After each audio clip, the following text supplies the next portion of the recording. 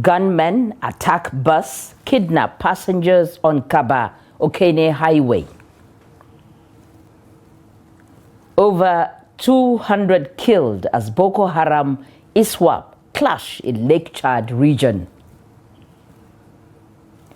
EFCC declares former Bayelsa governor Timiprie Sylva wanted. And on the foreign scene, Nepal police arrest 423 over September protests.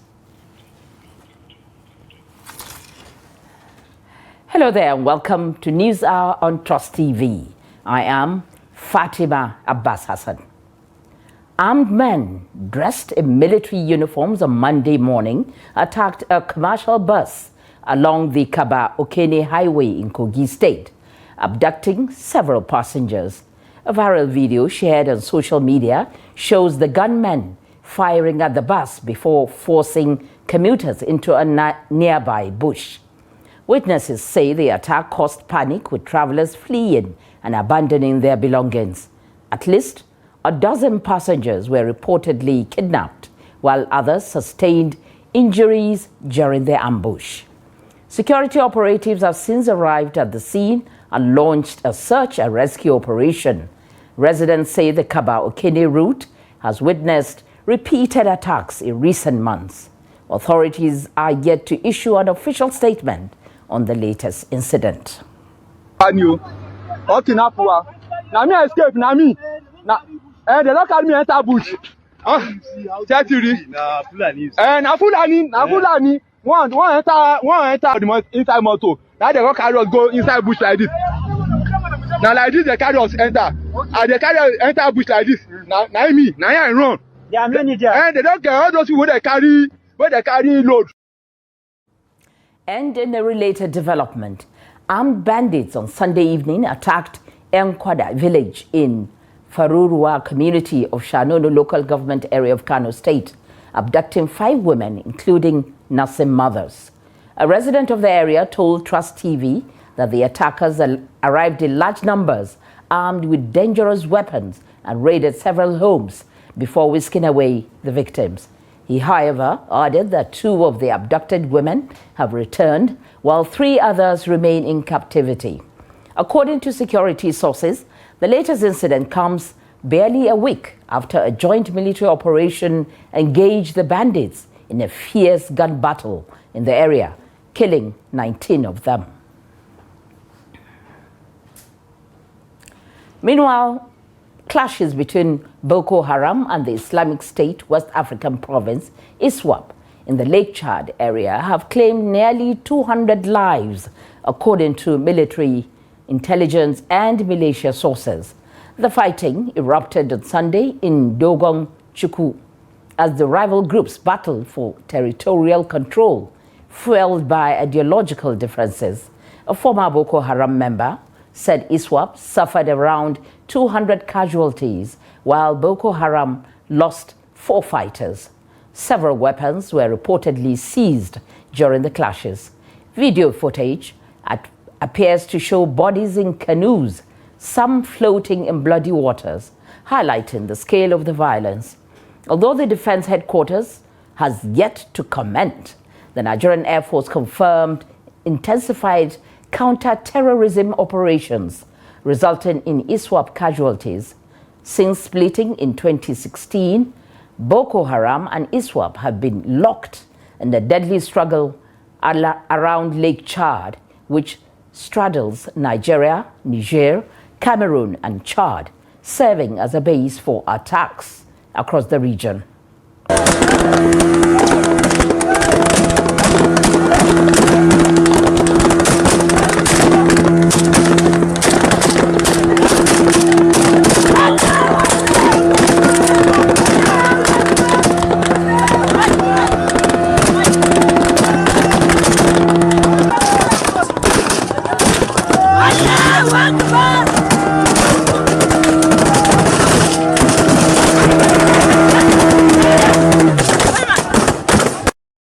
In another development, troops of Operation Hadenkai Joint Task Force Northeast have rescued 86 kidnapped victims and foiled a major ambush by Boko Haram and ISWAP terrorists in Borno State.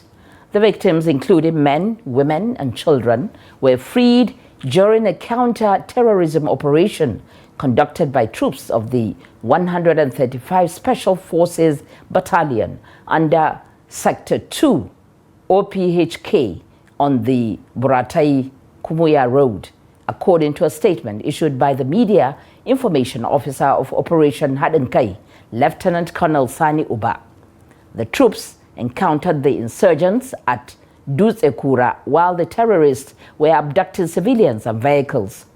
According to Uba, the troops engaged the fighters in a fierce battle, pursued them towards Mangari, and empowered them in a follow-up encounter near one of their camps, adding that the insurgents reportedly fled in disarray, abandoning their victims and equipment.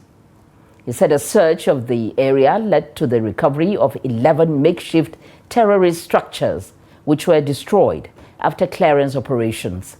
Lieutenant Colonel Uba listed items recovered from the scene to include one AK-47 rifle, 5 magazines containing 73 rounds, 4 PKT ammunition belts, 5 civilian vehicles, 5 motorcycles, 8 bicycles, and 2 logistics tricycles.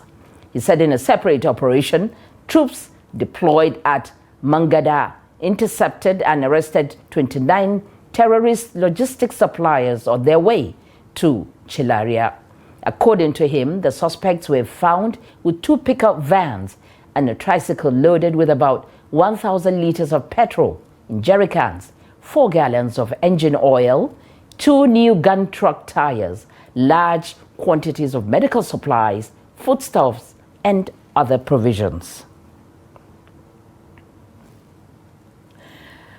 Joining us via phone to provide an update on the rescue of abducted victims and the clashes between ISWAP and Boko Haram is Media Trust's Northeast Bureau Chief, Hamisu Matazu. Hello there, good evening, and thank you for joining us. Good evening. Okay, now tell us about how the military carried out this rescue. Where exactly did it take place, and what do we know about the victims? The military acted on an intelligence that the insurgents, the terrorists were carrying out the abduction at an area called Dutsekura along Maiduguri and Damaturu Bureau, specifically at between Kamuya and Buratai area along the route. So they acted on the promptly and intercepted them. They went down to the camp where they kept the abducted men, women, and even children and rescue them. I can hear from the background, you gave a background of what happened and how they were rescued. I think the only thing new is how people are jubilating, because the road has been notorious. Many abductions have taken place on the road, and I think just previously a professor was abducted, High Court judge was abducted. Many people were abducted on the route. So I think people are celebrating that it is a welcome development, especially when about 86 people were abducted and the military were able to trace them and instantly rescue them. So this is the situation for now, actually. Okay, now, there are reports of heavy fighting between Boko Haram and ISWAP in the Lake Chad area. What have you gathered so far about the scale of this conflict?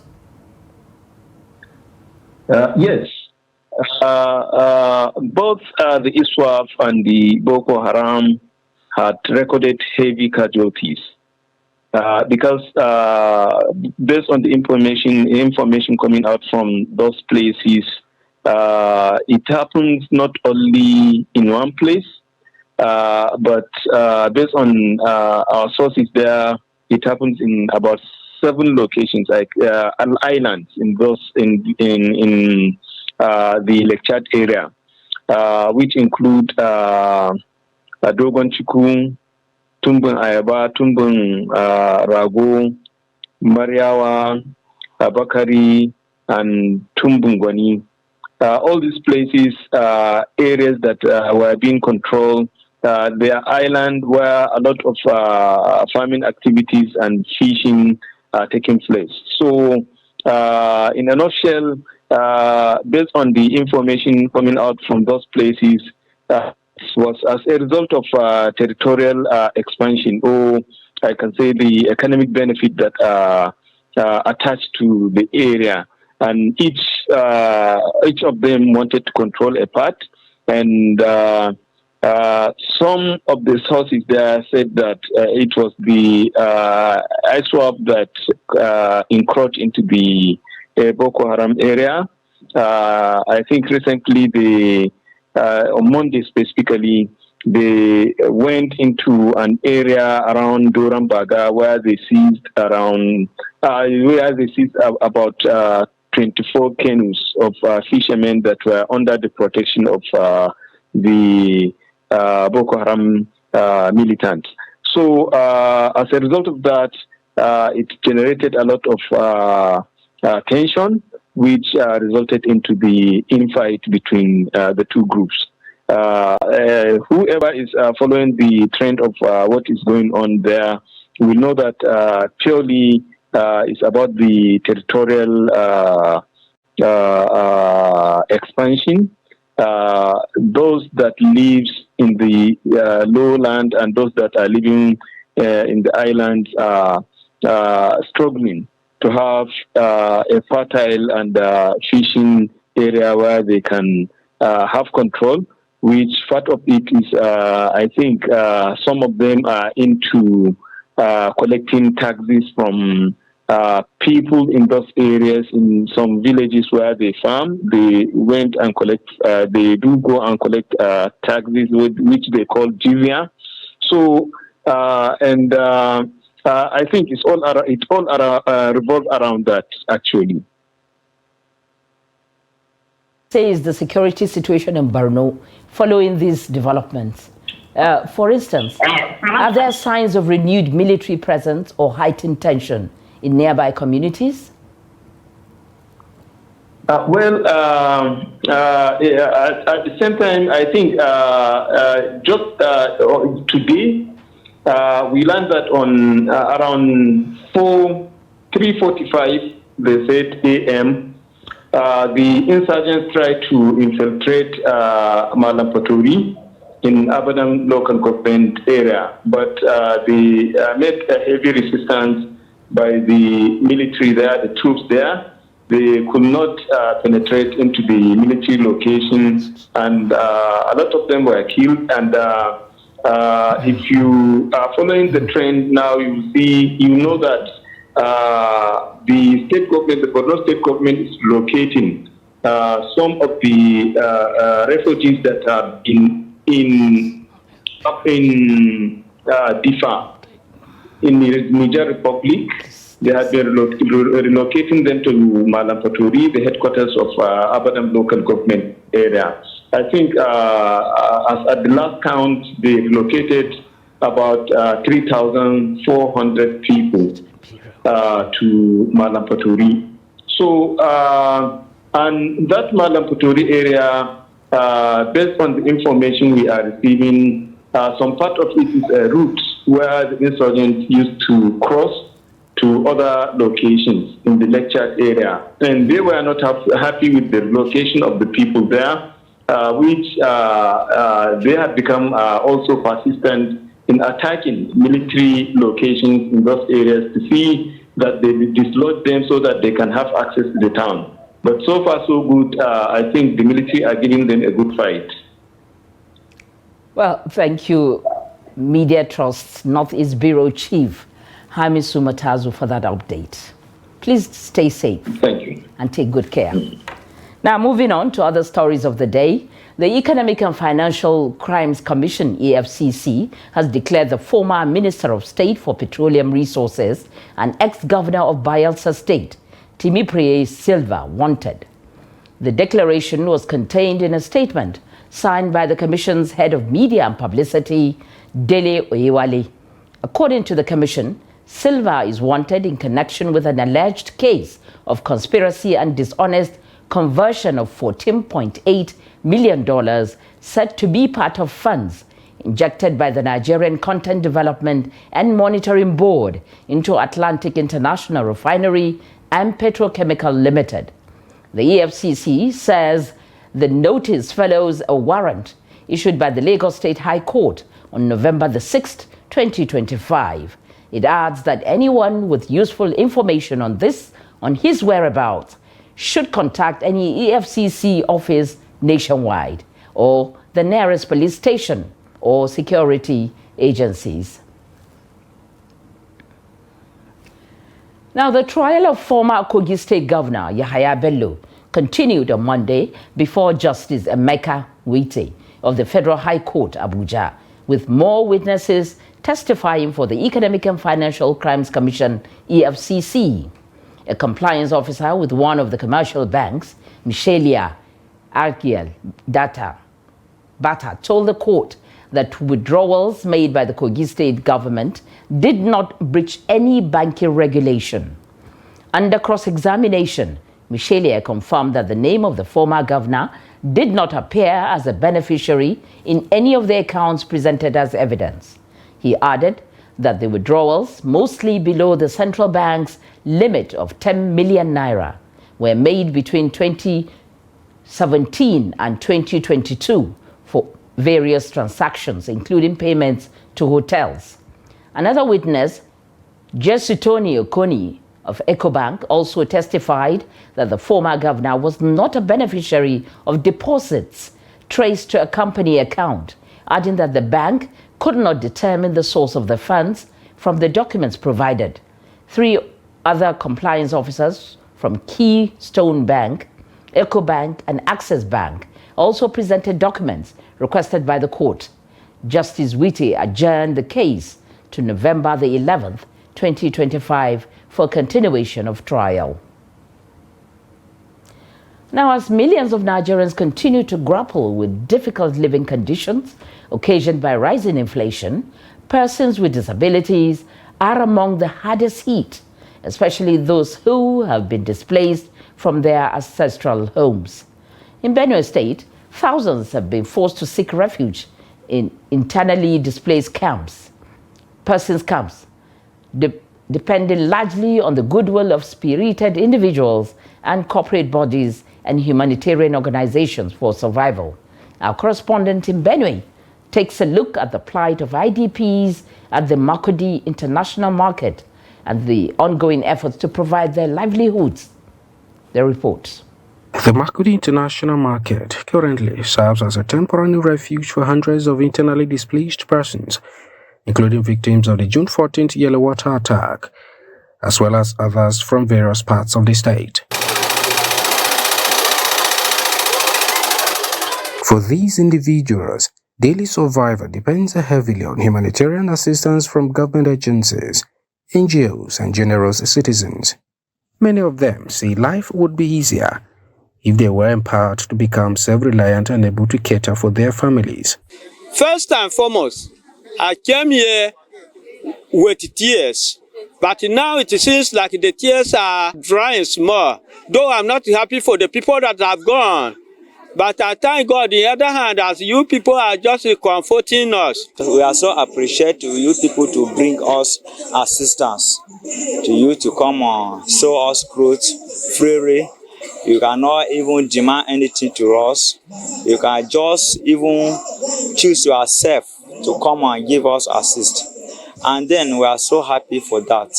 If anybody will have and more assist to come and support us here, and then we are so played to him that God should touch him to come and help us more. I thank these people. They help me to sew clothes. I thank God. In response, Several non-governmental organizations, community groups, and well-meaning individuals have introduced empowerment projects and skills acquisition training to help displaced persons rebuild their lives and attain self-reliance. I am an orphan, yes, but I have this skill. I'm a tailor, and I see that the IDP need clothing. We'll train those ones, then we want to empower them. So this is where we are having challenge again. After doing the training for 6 months as we plan to do, then we'll be looking forward to empower them, because there will not be a need for training if we are not going to empower them. These initiatives are considered a sustainable step toward empowering victims of conflict and supporting the Benue state government's resettlement efforts. The National Hajj Commission of Nigeria, NACON, has announced a downward review of the 2026 Hajj fares for intending pilgrims across the country. The move came after President Bola Tinubu in October, through his Deputy Chief of Staff, Ibrahim Hassan Hadija, directed NACON to reduce the cost of the 2026 Hajj fares that it had recently announced. A month before that, in September, the agency had announced its approved fares for the 2026 Hajj. In an updated release by the Commission on Monday on X, pilgrims from the Borno and Adamawa zones will pay 7.579 million compared to 8.327 million in 2025, a reduction of 748,104. Similarly, intending pilgrims from the northern zone will pay 7.696 million, representing a decrease of 760,915 naira from the previous year's 8.457 million. For the southern zone, the revised fare for 2026 is 7.991 million, down by 792,943.83 from the 2025 fare of 8.784. It noted that the adjustments were made to make the pilgrimage more affordable for Nigerian Muslims ahead of the 2026 Hajj exercise. Moving on to other stories, Nigeria's worsening security situation has continued to draw strong reactions from citizens. In Lagos, residents are calling on government officials to prioritize the protection of lives over political debates or external interventions. The report. Tension remains high in parts of Lagos as communities react to reports of killings and violence across religion lines. Emeka Nwala, a Lagos resident and deputy secretary of the NUTGWN, called for urgent government action, stressing that both Christians and Muslims are being killed and places of worship destroyed. He says leaders must stop debating semantic and focus on saving lives. So for me, I don't want us to reduce it or to give it a coloration. People are dying. Nigerians are dying. Nigerian lives must matter. For me, that is the way I look at it. Nigerian lives must matter. It doesn't mean if it's a Shango worshipper, it's a what is it called? Mami Water worshipper, is a Christian, is a Muslim. Is he a human being? Is she a human being? Are they human? Must they be killed? The answer is no. So let's leave the nomenclature. Let's leave it. Because you can give it any coloration or whatever you want to give. But for me, the bottom line is that people are dying that ought not to die. They are killing people. People are dying, in their numbers. So which shouldn't happen, because the essence of government is for safety of lives and property. That is the essence of government. And we elected this government. Ibrahim Olajuwon, expressed similar concerns but warned against any form of foreign military involvement. He urged Nigerians to find homegrown solutions to the nation's security challenges. Trump invaded in Nigeria and is actually not going to be favorable to Nigeria, because from the history we had that some country like all these Sudan, all these Libya, all things that have been happening, right? So nothing has been done. When they get what they want, they go away, right? So I believe that we Nigerians should not even tolerate that, should not even pray that to occur in Nigeria. Another resident, Francis Ayomide, also appealed for unity and swift government intervention to restore peace and justice. We have normal civil, like we have army, all this social stuff that can kill them, but we are not using them. It's for him to have hope that he's coming to Nigeria, that it's okay. It's okay by us. As calls for action grow louder, Lagos residents are urging authorities to focus on saving lives, restoring security and ensuring justice, while avoiding distractions from political rhetoric and foreign interference. Now, spraying of money, that is throwing or placing cash on celebrants during social events, has long been seen in Nigeria as a symbol of love, joy, and appreciation. In most of these events, the notes being sprayed are mostly new ones, which are believed to convey a celebratory, classic, and elegant look of the part of those spraying them. Now, since these notes are relatively scarce, many have taken into the business of selling them, specifically for social events, despite cases of arrests or litigation over abuse of the Naira. The report. The act of spraying physical cash on celebrants continues to be one of the most popular highlights of parties in Nigeria. At weddings, birthdays, burials, and even political gatherings, the most exciting and memorable moments often come when celebrants are showered with Naira notes as they dance to the music. Behind this colorful display, however, lies a quiet but thriving business. Money changers and point-of-sale POS operators move around with bundles of crisp new notes, selling them at inflated prices. A package of 2,000 Naira in new 200 Naira note can reportedly sell for as high as 25 to 28,000 Naira. Speaking with Lagos residents on the continued sale and use of mint notes at events, despite the growing adoption of electronic payment platforms, many say the practice is part of Nigerians' culture and will never disappear, no matter how strict government policies become. No matter the technology in the country, our culture can never die, because people are still buying new notes, spraying it at the party. Even what they are still doing, like they are still abusing the notes, mashing it around, something like that. What I think is that it has come to stay. Because if you go to the bank now, if I go just like now, it's weekend now, I have a party, I go to the bank. If I say give me mint, they say they don't have it. But if you go to the POS now, you see mint, you buy, they'll tell you 10,000, maybe 15,000. That's what we call, how we put it. Everybody understands it. Buy new note is a computer time, because it's a computer time, that's what we are seeing. That buying of new note will also stop. One day you stop. Despite repeated warnings from the Central Bank of Nigeria against the abuse and sale of mint notes, many Nigerians still view spraying cash as an essential part of celebration, a tradition that defines joy and festivity. It's part of us. It can't go away. That's why EFCC threatening everybody. People still spray. It's part of us. It can't go away. That's why. Why you say? Not that. Why it will not die is that you want to, like it's a party, you spray money to person.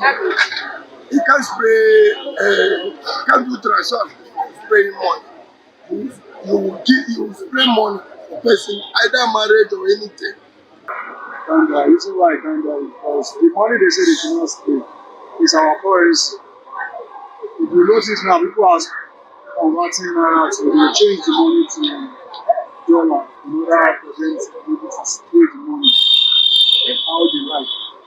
It is a culture that has been in existence for a very long time, and I don't think anything can stop it. However, others believe that to curb the practice, government must strictly enforce laws with penalties while ensuring banks make enough cash available to the public. Talking litigation now, and Oyo State High Court, sitting in Ibadan, has again adjourned hearing in the suit filed by Folahon Adelabi against the People's Democratic Party and its acting national chairman, Umar Dabagu, till Wednesday. At Monday's sitting, presiding judge, Justice Ladiron Akintola, directed all parties to file their processes to allow smooth commencement of the case. The claimant is seeking an order restraining the PDP leadership Governor Ahmadu Fintiri and the Independent National Electoral Commission from truncating the party's planned national convention. Justice Akintola also ordered the PDP to strictly adhere to its approved guidelines and timetable for the convention. Meanwhile, journalists were barred from entering the courtroom as security operatives restricted access during the proceedings. Still talking politics, the member representing Iru Bebeji constituency in the House of Representatives, Abdulmumini Jibrin Kofa, has finally joined the ruling All Progressives Congress APC. This development comes 2 months after his expulsion from the New Nigeria People's Party NNPP over alleged anti-party activities and non-payment of party dues. Since his suspension, the lawmaker had remained silent about his political future, though his close ties with President Bola Tinubu had fueled speculation that he might defect to the APC. On Monday morning, Jibrin announced on his verified social media accounts that his supporters had resolved to leave the NNPP Konkwasiya movement and endorsed President Tinubu's bid for a second term. The decision was reached during a gathering in his hometown of Kofa, Bebeji local government area of Kano State. In one of the accompanying videos, the fourth-term lawmaker addressed the crowd, stressing that he was defecting along his supporters to avoid what he described as the previous mistake of defecting alone.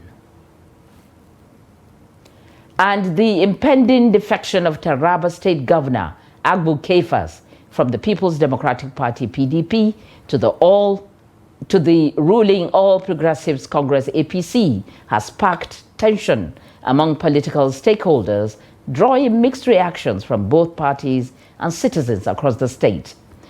The report. The political atmosphere in Taraba State has become tense following the recent revelation of the coming defection of Governor Agbu Kefas from the People's Democratic Party PDP to the ruling All Progressives Congress APC. The governor's move, confirmed in some of his recent statements, has stirred debate among residents and party members across the state. Speaking to journalists in Jalingo, Governor Kefas said his decision to join the APC was driven by the desire to align Taraba with the federal government for greater development and opportunities. He emphasized that his administration remains committed to the unity and progress of the state, irrespective of party lines. However, the governor's soon-to-be defection has drawn criticism from PDP leaders and supporters who described the move as a betrayal of the party that brought him to power. Some also faulted the decision, saying the challenges facing the people of Taraba are not about political platforms, but about providing basic amenities and improving livelihoods. It's his own wish, him and his people. So the only thing that we need in Taraba is that we just want to see it practically, not just that the campaign this and this. The campaign is not an achievement to us. If you say that there is something on the ground, then we know we'll be happy with him to come to anywhere. If somebody may be in SDP, you will work harder more than those who are in APC. And also somebody may be in APC work harder more than somebody in PDP. So like all those positions, both of them are just doing whatever they are like. So anything that they decide what they used to do, poor man has nothing to talk. a matsayina na ɗan jam'iyyar APC, hakan yana da It is right on one hand, but wrong on the other. As a member of the All Progressive Congress, I feel proud to have a sitting governor join our party. However, the problem lies in the governor's failure to fulfill his promises in his former party, and he may likely do the same after decamping to ours, which could damage the reputation of the party. We already have respected and experienced politicians in the party who have spent many years serving the people diligently. On the other hand, some APC members welcomed the governor's move, describing it as a bold and patriotic step. An APC support group in the state said a defection marks a defining moment in Taraba's political history and will promote unity, development, and collective progress. It marks a definite moment in the political landscape of our dear state. The decision of the governor to ally with the progressive family of the APC is not only a reflection of sound political judgment, but also a statement to his commitment to unity, development, and the collective progress of our party.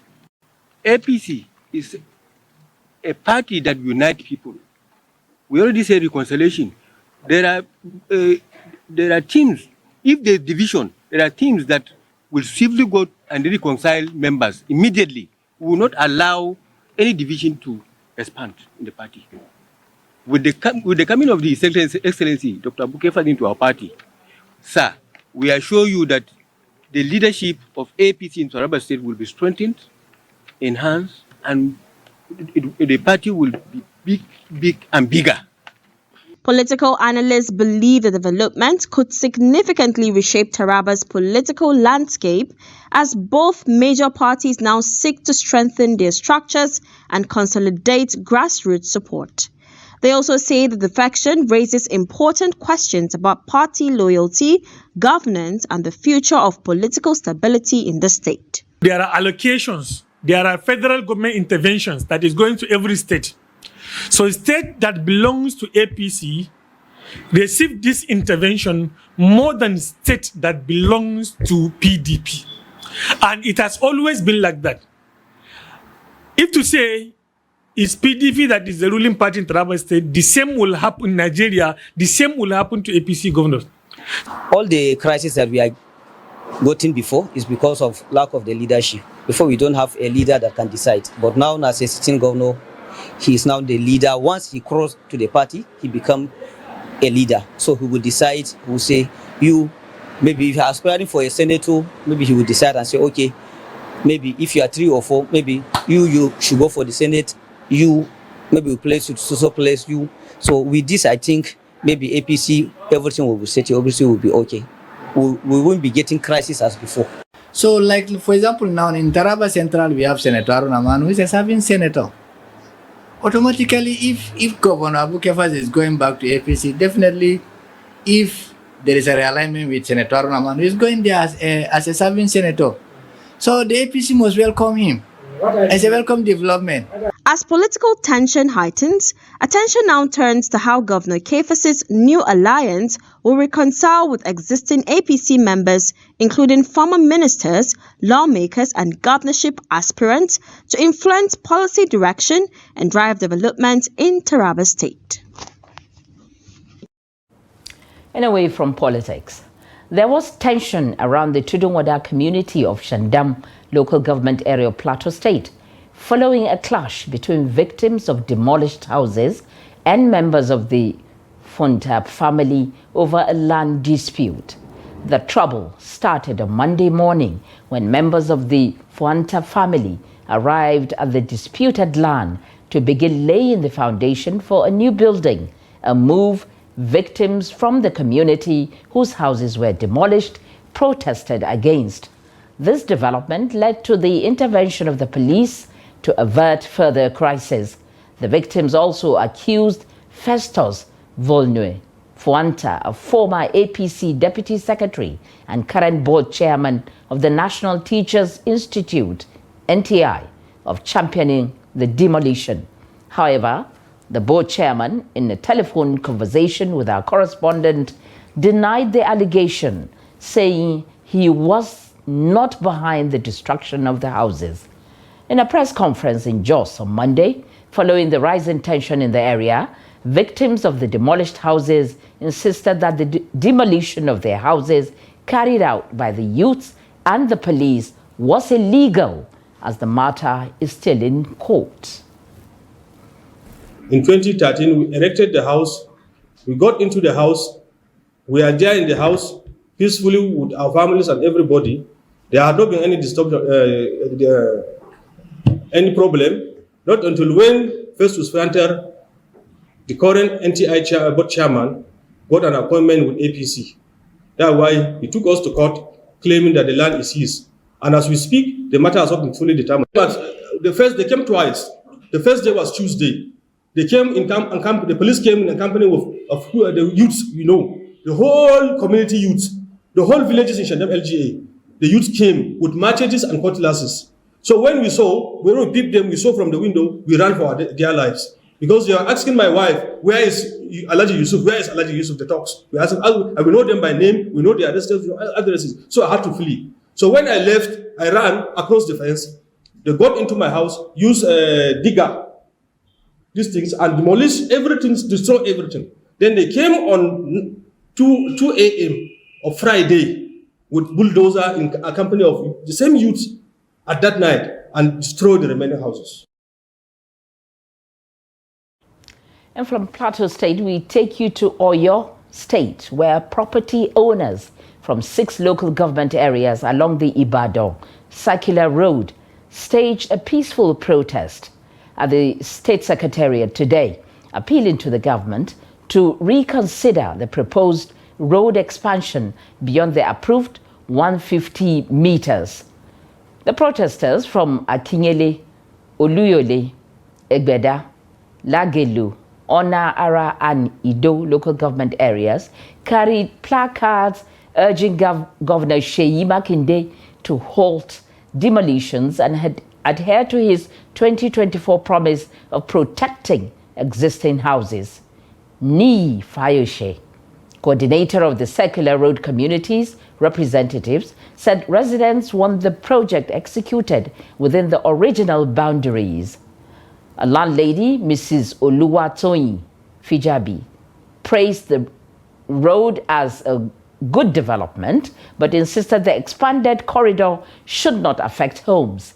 The residents also refuted claims that the Minister of Power, Chief Adebayo Adelabu, provided compensation, saying any assistance was limited to his political supporters not the wider community.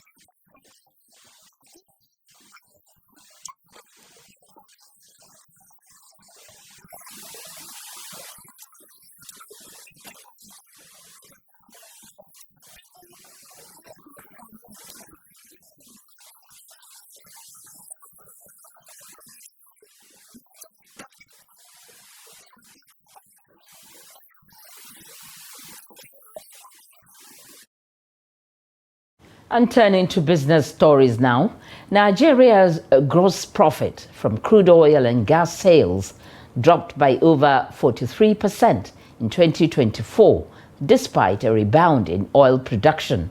According to the Budget Office of the Federation's fourth quarter report, crude and gas profits fell to 1.08 trillion naira, down from 1.9 trillion in 2023, a shortfall of 824 billion naira.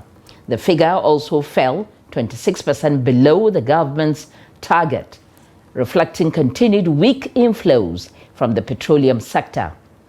Total oil and gas revenue before deductions stood at 15.07 trillion naira, missing the 19.99 trillion budget by nearly 5 trillion.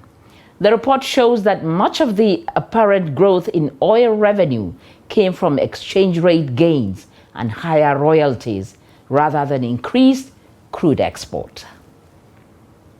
Now, the total number of active customers nationwide increased from 11.89 million in July to 11.86 million in August 2025, according to the Nigerian Electricity Regulatory Commission, released via its official X and Instagram handles. On Monday, the Commission's latest metering fact sheet for July and August 2025 noted that the updated active consumers data spreads across all 11 electricity distribution companies in the country. The improved metering figures reflect ongoing reforms and investments in customer management by DISCOs aimed at enhancing billing transparency and consumer trust. According to NERC, ECO, Ikeja, and Abuja DISCOs were ranked among the top performers in metering coverage nationwide, with ECO DISCOs recording a metering rate of 84.25%, Ikeja DISCOs 84.83%, while Abuja DISCO stood at 73.92%. In April, NERC penalized 8 DISCOs for failing to adhere to the monthly energy caps imposed on estimated billing for unmetered customers. The Commission imposed a combined fine of over 628 million naira on the 8 DISCOs. In addition to the monetary penalties, NERC directed each company to provide credit adjustments to all affected customers. Now, away from Nigeria, Nepalese police say they have arrested 423 people linked to the deadly September protest that toppled the government. The suspects face charges ranging from murder and vandalism to theft and illegal possession of weapons. The youth-led Gen Z movement erupted on September 8th after a government ban on social media, but quickly grew into nationwide anger over corruption and economic hardship. At least 76 people were killed in 2 days of violence as protesters touched government buildings, including Parliament and Supreme Court.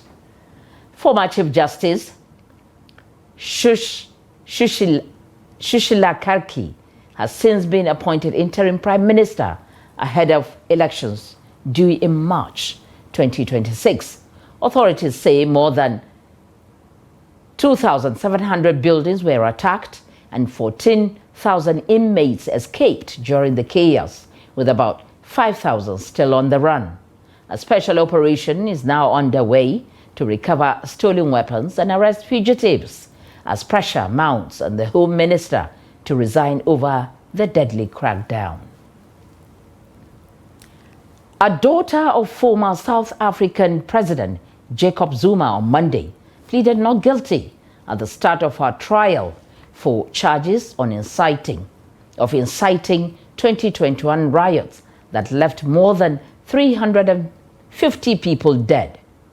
Duduzile Zuma Sambudla, 43, is accused of inciting terrorism and public violence via social media after her father was sent to prison in July 2021 for refusing to testify in corruption proceedings against him. The explosion of rioting and looting that followed was the deadliest arrest in South Africa since the fall of the white minority government in 1994.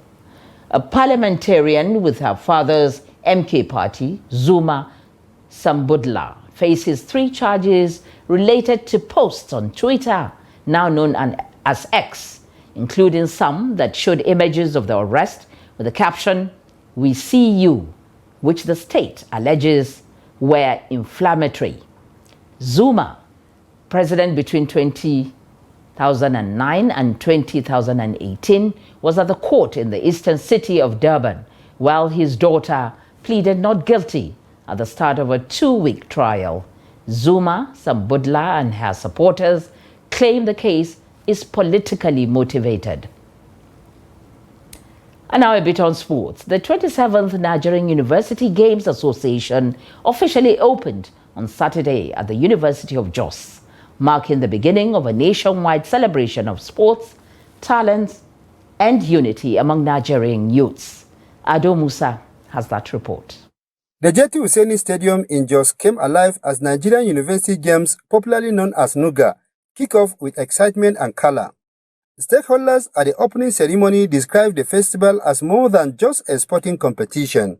They said it serves as a platform for fostering peace, unity, and national development, bringing students together from across the country, beyond ethnic, religious, and regional divides. While declaring the games open, Ondo State Governor Lucky Aiyedatiwa and his Plateau State counterpart Caleb Mutfwan described sports as a vital tool for unity and national development. Students understand that education is the bedrock of national prosperity. And for this cause, his administration has prioritized initiatives such as NAFON, the Student Loan Program, which is a transformative intervention that ensures no Nigerian student is denied the opportunity to help Nigerian students who have come for this game. All that needed to be said has been said. That this is a gathering that will promote unity, collaboration, that will help us to keep body together as we hone the intellect. And I'm sure that in the next couple of days, that you're going to compete lawfully, you're going to compete fairly. The acting national president of the Nigerian University Games Association, alongside other dignitaries, said the participation of the teams from the 92 universities and the lighting of the NUGA torch symbolized the spirit of resilience and togetherness among Nigerians' youths. 7th edition of NUGA Games, we are reminded of our remarkable power of sports to unite, inspire, and uplift our souls and body. Let us seize this opportunity to further harness the potential of our youth.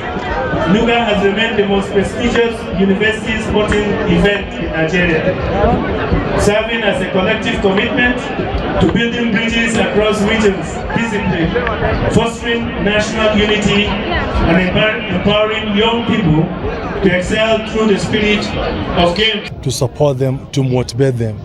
You can do that a lot through discovering talent, and you discover talents through sports. And that's why we're here, to discover those talents and keep promoting them.